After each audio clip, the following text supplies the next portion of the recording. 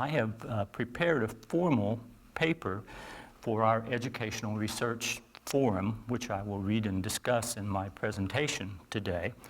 I want to begin, however, with a nod to the Memphian geographical setting where we are only a few miles away from the mighty Mississippi River. And parenthetically, to recognize that our provost has been known to have some affinity for a river, those of us who know her. Mark Twain wrote in his great American novel, Adventures of Huckleberry Finn, the following: It was kind of solemn, drifting down the big still river, laying on our backs, looking up at the stars. And we didn't ever feel like talking aloud. And it weren't often that we laughed, only a little kind of low chuckle. We had mighty good weather as a general thing, and nothing ever happened to us at all that night, nor the next, nor the next. If only our educational lives in today's culture could recapture this feeling. And as for my paper today, Mark Twain gives me a useful disclaimer. Persons attempting to find a motive in this narrative will be prosecuted. Persons attempting to find a moral in it will be banished. Persons attempting to find a plot in it will be shot.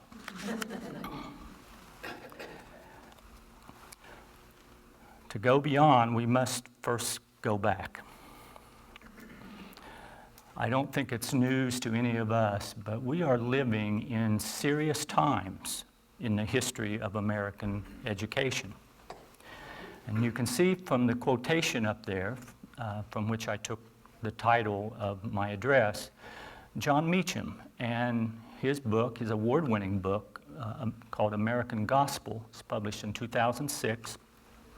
John Meacham is executive editor of Newsweek magazine. I think he's still in that position. And that particular book is not about education per se. It is a history of faith and religion and the founding fathers and politics, particularly at the federal level, going right through George W. Bush. It is a fascinating book that I would recommend to you. But this particular quote jumped out at me in another context. And I realized that tyranny is a strong word, and but I think we live in rather strong times. Tyranny implies that there is a tyrant behind our present experience. I think that our co-tyrants are ignorance and good intentions. Another book that was published about 40 years ago by Neil Postman and Charles Weingartner called Teaching as a Subversive Activity. In it, the authors imagined a playlet where some doctors were gathered in a hospital who gave all of their sick patients penicillin because it helped sick people get better. Then when asked to explain the benefits the deaths of the patients, the answer was, bad patients, son, bad patients. There's nothing a good doctor can do about bad patients, and there's nothing a good medicine can do for bad patients either. As the authors point out, their playlet is a parody only in a sense that it seems inconceivable that doctors would have such a conversation. What about policymakers? Would they have this discussion? I think we have been privy to their conversations in the media. In contemporary P-12 education and its test-driven school culture, the explanation for failing students is clearly bad teachers, son, bad teachers. Well-meaning leaders have proposed solutions to some seemingly enormous problems in U.S. public schools. Approximately 37 million people, nearly 1 in 6 in the United States, live in poverty, with 13 million of them under 18 years of age. Research over the last 2 decades has established that minority and poor students in particular are taught by a disproportionate share of unlicensed, out-of-field, and inexperienced teachers. And a seminal study out of Los Angeles has demonstrated that effective teachers can make a significant difference, as many as 5 percentile points relative to each year, relative to their peers. The state of Tennessee is in the unique position of having collected value-added data on its teachers for more than a dozen years, and has found that, tragically, poor children and black children were less likely to be taught by the strongest teachers and more likely to be taught by the weakest. We are holding this research forum just outside of Memphis, which has 115,000 students in academic peril in city schools. The statistics say that by 4th grade, these children will be 3 grade levels behind, that only about half of them will graduate high school, and only about 1 in 10 will graduate college. We have teacher quality issues in our neediest schools. Anissa Listak is here from Chicago today and tomorrow. We're so glad to have you here, Anissa, representing her leadership role in Urban Teacher Residencies United, a network of urban teacher preparation programs across the country. The network includes MTR and Union University.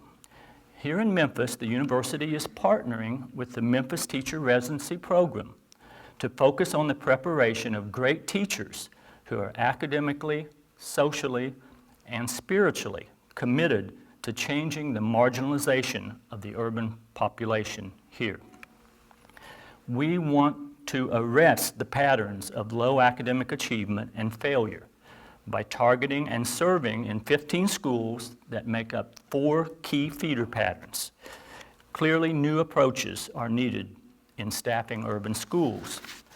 The Waiting for Superman documentary, if nothing else, highlighted with accuracy the Dance with the Lemons, which portrays how in this country the worst teachers have been shifted from one bad school to another.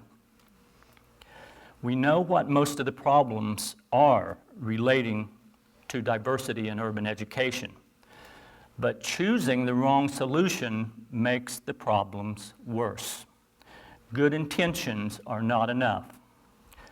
Linda Darling Hammond, renowned scholar from Stanford University, at the Save Our Schools rally in Washington, D.C. this summer, said, "We are here because we want to prepare children for the 21st century world they are entering, not for an endless series of multiple choice tests that increasingly deflect us from our mission to teach them well.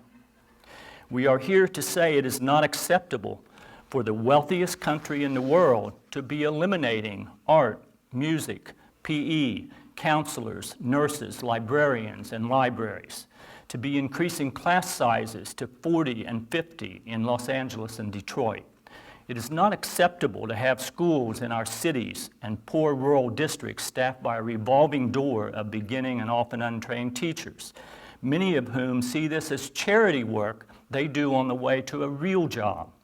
And it is not acceptable that the major emphasis of educational reform is on bubbling Scantron test booklets, the results of which will be used to rank and sort schools and teachers. Schools and school leaders and teachers and students and parents are confronted with uncomfortable, unacceptable, and untenable choices.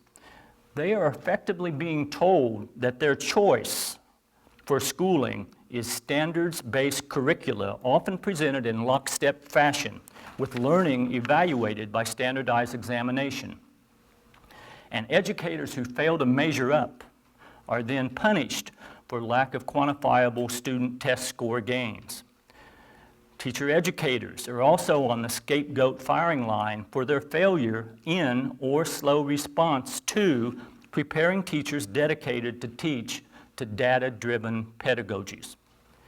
High-stakes testing clearly has changed the priorities of our teachers and school communities. Instruction is a means to a new focus in school, a battery of tests in the spring. The priority is student achievement, and the product is higher test scores. The greater sadness to me is that many educators over time, specifically this last decade, have accepted this perspective as right and good. In my local newspaper in Jackson, Tennessee, a few weeks ago, a middle school teacher is lauded for her innovative methods, which included mixing fun into her lessons for relevance and personalization. Then, toward the end of the article, comes the bottom line, saying, the teacher encourages her students to increase their usage of figurative language in preparation for the annual TCAP test. 8th grade writing is one of the areas tested annually.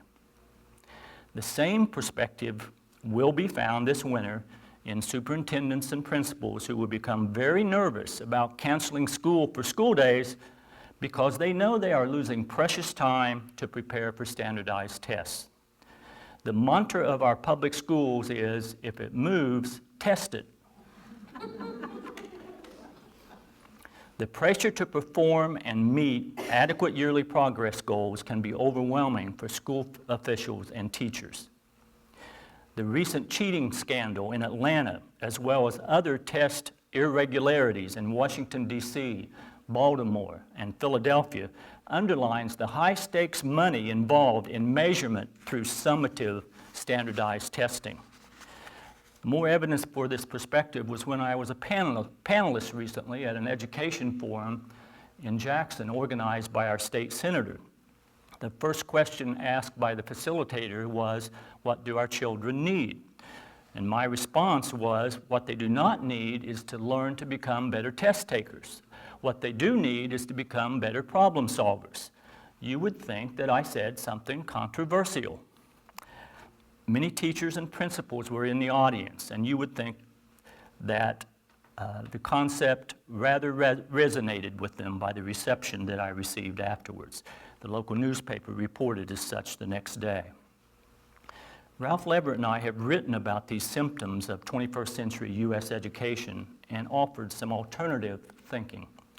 We make the contrast between informational teaching and transformational teaching. Informational teaching is a single-minded, jug-to-mug kind of teaching of essential skills and accountability for that information. Transformational teaching is an emphasis on the holism of goals and roles for the teachers that play those roles in the classroom. Education should be about people. We indeed can have effective teachers who can measure the learning of their students while teaching both to the head and to the heart. Such inclusive thinking is the more perfect thinking, where the conjunction and is more often used than or. We use the term divine and to emphasize a more heavenly balance in education and in life. We must think coverage and depth, thinking and feeling, product and process, accountability and personalization, mind and soul. Today, I would like to provide some rationale for claiming that transformational teaching is the very definition of effective teaching. The rationale is a careful look at both what we know and what matters. I believe that both are vital to making American schools once again the envy of the world. It is paradoxical anti-intellectualism to ignore the research and gains and insight about teaching and learning from the last 5 centuries, and especially from the last century, the 20th century, which is the greatest century in the history of humankind for the study of teaching and learning. What we know about instructional practice today was largely learned in the past 100 years, and especially the last 50 years. Yet, we seem locked in Meacham's tyranny of the present, the mistaken idea that the crises of our own time are unprecedented and that we have to solve them without experience to guide us. So let's explore first what we know. Here is what we know about teaching and learning from our research and experience in education. Behaviorism is rather empty and limited. We in the discipline of education have known since the 1960s that operant conditioning is not well suited for all of our students. Bright students find gradual, teacher-directed, programmed instruction slow and tedious, undermining the intrinsic desire of students to achieve at a higher level. Behaviorism, or behavioral psychology, if you will, could be seen as more than a learning theory, just as cognitive psychology or cognitivism could be seen as more than a learning theory. They are both something of a worldview, depending on how they play out. Behaviorism basically looks at teachers and learners where the world, the social and physical environment, controls the student. The world controls the student. Cognitivism, or cognitive psychology, takes just the opposite point of view. That is, that the learner can be in control with the encouragement of the teacher. The latter, behaviorism, is about manipulation. The former, cognitivism, is about freedom. It is about the human spirit. It is about the uniqueness of human potential itself. At the root of behaviorism is the faith, if you will, that the laws of learning were universal and that work with laboratory animals could be extrapolated to humans. Behavioral principles of reinforcement have provided possibilities for instruction in special education. But other influences linger that are not so therapeutic in the performance-based accountability systems we are creating today. Behaviorism is at the root of the current obsession to stake education's efficacy and reputation on what can be measured. Cognitive theory, on the other hand, focuses on mental events, like logical reasoning processes and the structure of knowledge. It is an essential Skinnerian idea that desired responses must be explicitly stated, made overtly, and rewarded.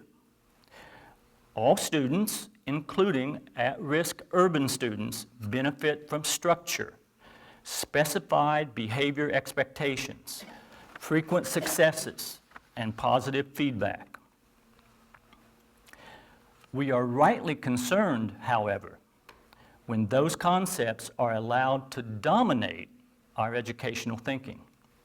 Reinforcement theory, part of behaviorism, has been shown to focus students' efforts more toward accomplishing tasks quickly and at minimally acceptable levels than on engaging them in complex, higher-level thinking. Teachers need a deep understanding of how people learn and need not limit the potential of the human mind with input-output learning paradigms. Number two, learners construct their own learning not from a receptive process, but from a problem-solving process. John Dewey wrote about the cognitive conception of learning as an outcome of connecting to what learners already know, what he called their experiences. It's not only connecting to what they already know, but the information they encounter and what they actually do as they are learning.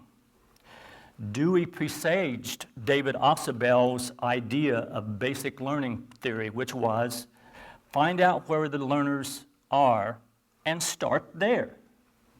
Connect to the experiences of the learner. Jean Piaget and Jerome Bruner called it construction of meaning by the learner.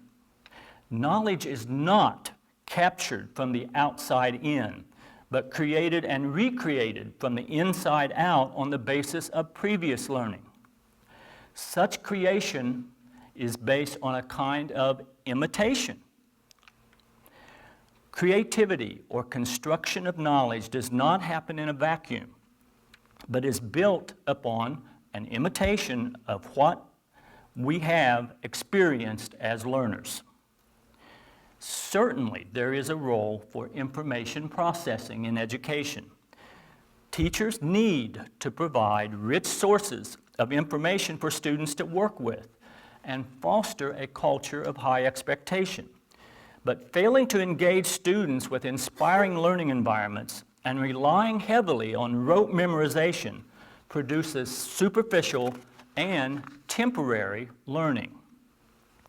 We must also guard against conforming to the excesses of the digital culture. Nicholas Carr's question that he asked in 2008 still resonates. Is Google making us stupid? The digital culture offers an irresistible temptation to students to plug in and tune out. The most connected generation in history can be the most mile-wide and inch-deep generation of learners as well. Don Campbell writes, "The internet has moved knowledge from the brain to the fingertips. Who needs to know about Impressionism or Charles Dickens or George Washington Carver or even George Washington? Why carry such information around in your head when Google will deliver it in a second?" Today's students need an extraordinary knowledge base, but also the process skills to find and use relevant information. The concept is that learning is created within the learner by confronting problems to solve, not simply by receiving information from the outside and then reproducing it on an exam. Teachers make a big mistake when they instruct and assess by focusing on learning content at a surface level with little or no regard for deeper meaning. Number 3, teacher effectiveness is an elusive concept because teaching and learning are complex. Contemporary researchers study its many dimensions, but in the 21st century, they are more likely to relate effectiveness to the product of teaching, namely student achievement. Pedagogy is as complex as human beings are complex. Just for perspective, when I was a graduate student 30-some years ago and doing a dissertation at Ohio State, we were given a list of terms in teaching and learning to help us brainstorm, to choose from those terms so that we might have an idea of what we would write our dissertation on. Achievement was one term on that list of 200. You would think that listening to today's policymakers, that we should believe that that list has faded from existence and that our set of topics for study has narrowed to one term. My point here is that we must resist the comfort and charm of soundbite answers to complex problems in education. If someone tells you now, and I'm talking to our students as much as anyone in Jackson right now, that education and teaching and learning are simple, throw them out the window. In Transformational Teaching, we write of Jolie Lindley, a high school teacher who teaches for learning. Being a whole teacher to whole learners seems second nature to her. Her issue, however, is why there is a systematic effort to pay her more for teaching to test scores. She wants to be paid more for extensively planning lessons, staying after school to grade papers, paying her own professional development expenses, communicating regularly with parents, making her classroom a caring place where her students feel secure. Great teachers confront every day what has been called the soft bigotry of low expectations. But they do not need a punitive culture of accountability to do their best work. Jolie is not an abstraction of a teacher who resists accountability for her efforts. Many policymakers applaud teachers for their hard work, but make certain in their next sentence to remind them that results are paramount. Results is a code word for raising test scores. Mira and Morell comment that teachers are glorified in the abstract as the shapers of young minds and caretakers of our country's future, but castigated if they fail to produce results on demand. The logic of accountability is powerful and rather hypnotic to many people. But implicit in accountability platitudes are two frequently ignored factors. One, the rhetoric often omits what should constitute desirable outcomes in education. And two, it ignores the influence of the myriad of variables that affect classroom teaching effectiveness. Teachers, I have found, earnestly want policymakers and community leaders to go beyond platitudes to the rest of the story. Desired outcomes in education, as I have inferred, have been narrowed to the field of higher test scores with only an occasional courtesy to teachers' affective skills and relationships forged with students.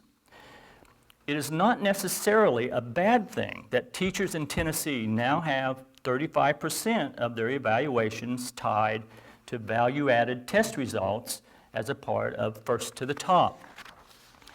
But educators also live every day with the reality of many variables they cannot control in the classroom. One study by Marzano, Pickering, and Pollock estimates that teacher-controlled variables of instructional strategies, curriculum design, and classroom management account for only about 13% of the variance of student performance. That leaves 87% that they cannot control, but yet they are measured on 100%. The rhetoric of our present educational culture would convince the uninitiated that teaching is a simple act of informational teaching. Number 4, cognitive psychology has produced what seems an accurate picture of how our brains learn. Jean Piaget theorized the compelling concept of the schema as a mental framework learners use for organizing knowledge. Researchers have suggested instructional approaches based on how schemata affect perception, learning, and memory. Piaget used the biological terms of assimilation and accommodation in describing how the brain takes in sensory information and how conceptual discrepancies can change schemata. Cognitivists have suggested methods like encouraging students to describe what they already knew and how they felt about it, to link new information with old, to use analogies and metaphors as tools for understanding, and to create their own structures for organizing new information. New imaging technology suggests that the brain learns when the right learning environment is presented. A synthesis of brain-based education literature for creating the ideal learning environment reveals 6 elements of repetition, challenge, novelty, meaning, feedback, and emotion. In transformational teaching, we suggest a sentence mnemonic device for teachers to recall. Resilient children need more fun every day. These elements of brain learning should be a vital part of teachers' toolkits in the classroom.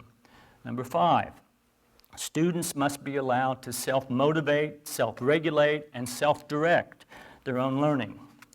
Motivation, regulation, and direction are all coordinates for a healthy learning environment. Researchers have found that effective teachers can foster positive learning environments by setting and then reinforcing clear expectations from the beginning of the school year. If these expectations include a declaration of independence by the teachers for the learners, then students are more than willing to follow their curiosity toward self-directed and self-regulated habits of mind. In transformational teaching, we consider a holism of academic, social, and spiritual goals that can be met by teachers who have personalized learning as a priority. Thomas Jefferson, in our Declaration, made a case for the natural rights of life, liberty, and pursuit of happiness, claims that can't be separated from human beings because they are endowed by our Creator. What claims are natural and inalienable for educators? One of them is surely to develop independence as a learner. Encouraging self-directed learning requires more effort for both teachers and students than found in the informational teaching paradigm. Number 6, instructional effectiveness is related to clarity and deep understanding of subject matter. Instructional clarity concerns the ability to articulate subject matter and to provide clear directions to students throughout instruction. Articulation and organization skills are not sufficient, however. Effective teachers analyze and synthesize knowledge, and those who emphasize both critical thinking and memorization in their classrooms foster better performance than teachers who emphasize only critical thinking or only rote memorization. Good teacher education programs for years have focused on preparing teachers who speak clearly, provide good directions, analyze and synthesize content, and who balance rote memory work with attention to critical thinking patterns. Number 7, a more cognitive approach to instructional practice implies new approaches to assessment. Indeed, many new assessments are placing more emphasis on application, problem solving, and critical thinking while not abandoning basic knowledge assessment. The product of achievement is a lonely and insufficient goal for our schools. I didn't like the way I said that, so I'm going to say it again. The product of achievement is a lonely and insufficient goal for our schools. Teachers have not taught until students have learned. I dedicate this old homily that was shared with me once upon a time by Nancy Easley. I taught my dog Fluffy to whistle. Then why isn't he whistling? Because he didn't learn it. Teachers have not taught until students have learned. I realize this is a frustrating statement to make for many teachers who work so hard on their planning and presentation for the classroom. Nevertheless, we know from experience as well as from cognitive learning research that students must connect to what the teacher is presenting and then transfer that initial understanding to other contexts. And it doesn't just mean the context of reproducing it on an exam. The products of teaching have to be connected to the process of teaching. A colleague of ours at Union University in his chemistry classes recently took his students to Starbucks and engaged them in an authentic learning exercise. They studied coffee beans. They studied the bean acidity. They studied how they were roasted, how they were ground, where they were grown, and they produced their learning on posters for display at Starbucks. That is called authentic learning, and it is also called authentic assessment. And we need to do more of that. It is a way of teachers helping students to show in other contexts, to transfer their learning to other contexts other than standardized exams. A focus on the ability to problem solve, which was Piaget's definition of intelligence, leads to the critical thinking we want to develop in our young people. In transformational teaching, we write that teachers who trust the process of learning are successful in meeting the products of learning, like learning goals and standards. There's a strange twist there. We talk about standards-based teaching.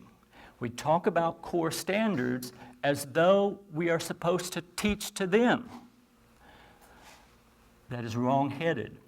We teach students, and a byproduct of good teaching meets learning goals and standards.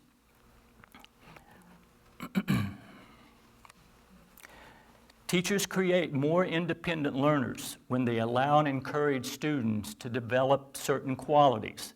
We call them strategic learning qualities, and they are openness, a quality for critical self-reflection on previous assumptions, skepticism, an attitude that begins with openness and ends with critical questioning, civility, Don't we need that? Quality of respect for fellow learners and teachers. Persistence, an attitude tied to purpose where learners persist despite obstacles. Imagination, a creative spirit that reaches beyond the senses and takes the learner from the objective to the subjective and back again. Einstein said that imagination is more important than knowledge. Curiosity, a quality that encourages learners to freely explore anything and everything, even if it seems outside the boundaries of a standard. When students are asked to solve problems in a supportive environment, they develop these learning qualities. They deepen their understanding of content. They become more engaged with their work, which leads to more self-discipline, and they build a disposition toward lifelong learning. John Dewey in 1938 termed such engagement over a lifetime continuity of experience. Dewey talked about miseducation, whether an experience was educative or miseducative. If it was miseducative, it arrested the development of the continuity of the learning for a lifetime. I fear what is happening in our schools is miseducation, because it is arresting the development of our students to continue to want to learn a lifetime. Teachers must be intentional in encouraging students to grow and develop these strategic learning qualities. I've attempted to summarize what we know about instructional practice based on research and experience.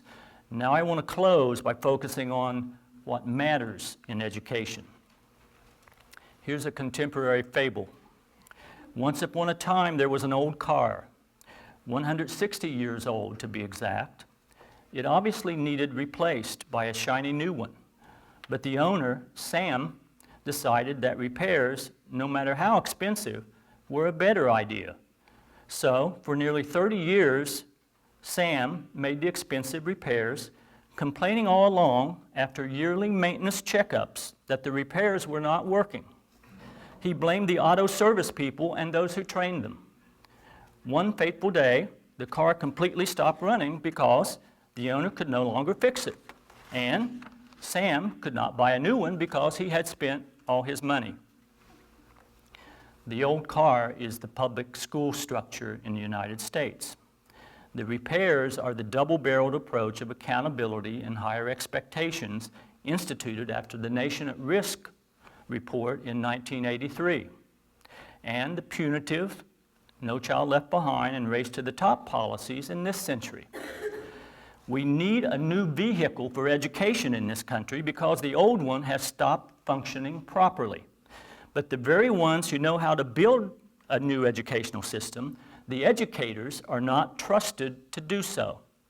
Marion Bradley, an education blogger for the Washington Post, recently wrote that those who really understand education have no power to change it, and those with power to change it really don't understand it.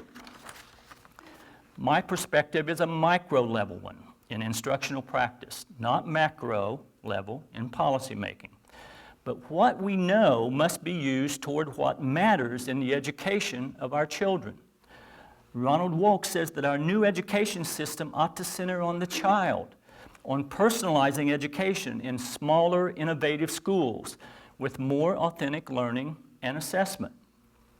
Just think, if we spent even part of that money that we spend on standardized exams on customized education plans for individual students in all of our schools.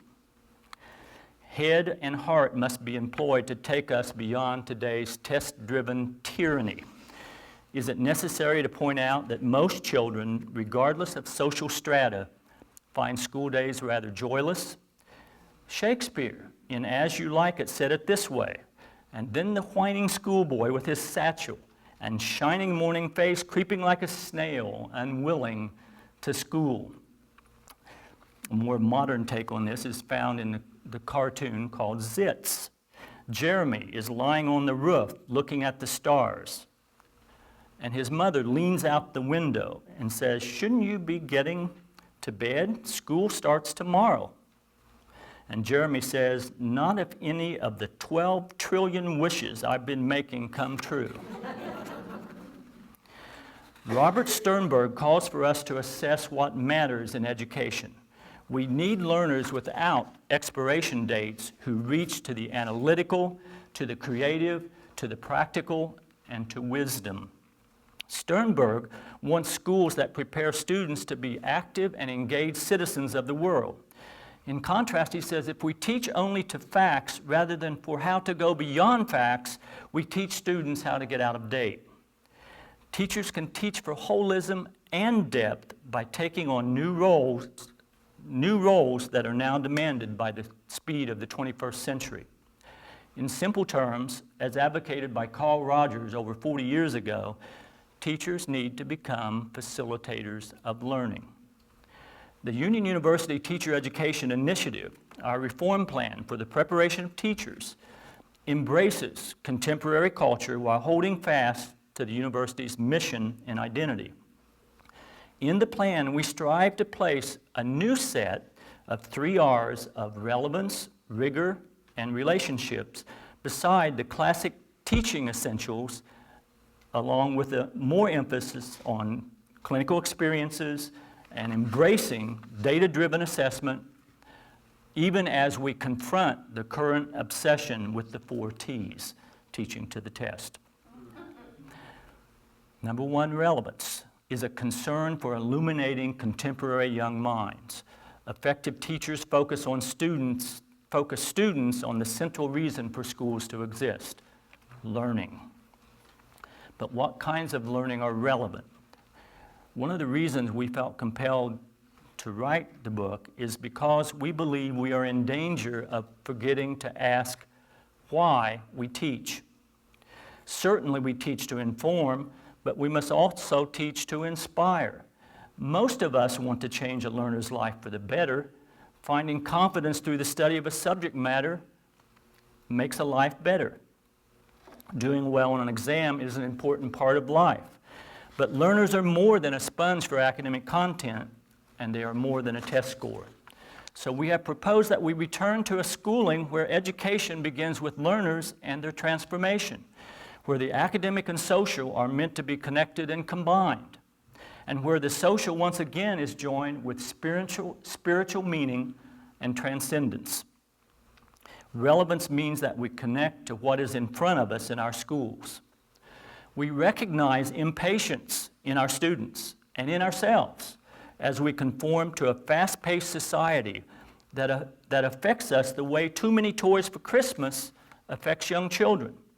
After a while, they cannot focus on any one toy and even develop a certain indifference to the whole pile of toys. Wise parents and teachers put away most of the toys for another day, allowing their children to enjoy each one more thoroughly. We cannot create relevance if we are busy conforming to the culture of impatience in education. And we need not pander to the gods of technology and entertainment. Facilitators of learning in the 21st century should teach students to use the internet for topical research. But technology will not substitute for thinking, and entertainment is not synonymous with active learning. Diane Ravitch warns us about a dumbed-down culture that honors celebrity and sensation rather than knowledge and wisdom. To illuminate young minds, we must eliminate darkening worksheets, ill-led group activities, mindless lessons, and drill and kill teaching to standards. Illumination can be academic as well as spiritual, cognitive as well as emotional. Teachers who master the multiple dimensions of illumination change lives with their words and actions. Number 2, rigor is a desire to connect to the great world of academic knowledge. Rigorous teaching means that schoolwork should be difficult with high expectations set by knowledgeable teachers. Unbridled rigor, however, is harsh medicine, and schools must be careful to tame the dark side of a performance-enhanced achievement culture by resisting mindless and unreasonable expectations, like too much homework. Mastery of the constructs of academic domains requires the disciplined guidance of a scholarly teacher. We do not often apply the term scholar to P12 teachers. Why not? Allowing for the fact that some teachers will never crack a book unless they are required to do so. The way we treat teachers in this country demonstrates our regard for them as accomplished professionals. Levine puts it rather bluntly. In the United States, they treat teachers like pizza delivery boys and then do efficiency studies on how well they deliver the pizza. Nevertheless, I think the primary reason for the lack of the public's association of scholarly work with U.S. public school teachers is unfortunate stereotyping. Conventional wisdom holds that teachers must be widely published to be considered scholars. A definition instead that may work for P12 education is educators who have reason to be superbly confident in their subject are called scholars. Unfortunately, we all have known teachers who seem to know their subject superbly but cannot teach it. As we discuss the holism of roles in the transformational pedagogy model, we say that it is uncommon for teachers to fulfill all three roles of scholar, practitioner, and relator. This fact speaks more to the difficulty of being a great teacher than it does to neglect of one of the transformational roles. However, more teachers would aspire to the scholar role in teaching public school if it were honored more by education's stakeholders. Number 3, relationships are a commitment to acting upon the role of the whole teacher. To teach the whole child requires a holism of roles for the teacher as well as a holism of goals. It takes a whole teacher to teach a whole child. One idea in transformational teaching that seems to have connected strongly with educators and parents is the concept of the relator. It is not enough for a teacher to be a scholar and practitioner. What matters is that teachers who relate to their students, who convey that they care, who prize the individuality of their students, and who encourage their students to take responsibility for themselves, not only have higher levels of student achievement, but affect lives for eternity. These words may not resonate at many educational research forums. I hope they do here. The creator of the kindergarten, Friedrich Froebel, believed that children possess an interior spiritual force that stimulated their self-activity. Maria Montessori expressed her famous method as having discovered the world within the soul of the child. Excuse me.